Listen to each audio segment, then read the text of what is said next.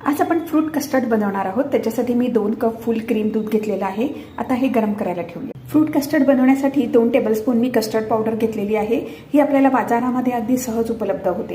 ही 2 tablespoon घेतली आहे। आता ह्याच्यामध्ये थोडं दूध घालून मिक्स करूया। 1/4 कप दूध घातलंय, मिक्स करू। थोडंसं आपण व्हॅनिला इसेन्स घालूया, त्याच्याने छान अगदी सुगंध येईल। दुधामध्ये आपण 3 टेबलस्पून साखर घालायची आहे, मिक्स करूया। दूध चांगलं गरम झालेलं आहे, साखर पण विरघळलेली आहे। आता त्याच्यामध्ये आपण कस्टर्ड घालूया।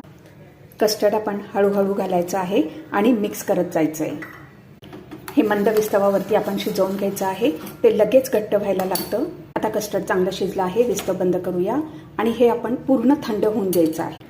आपलं कस्टर्ड आता छान फ्रीजमध्ये थंड झालेलं आहे। एका बाउलमध्ये मी थोडीशी द्राक्ष घेतलेली आहे आणि बनाना कट करून घेतले। कस्टर्ड टाकून परत थोडी द्राक्ष घातली। आपण फ्रूट्स बरोबर थोडीशी टुटी फ्रुटी टाकलेली आहे।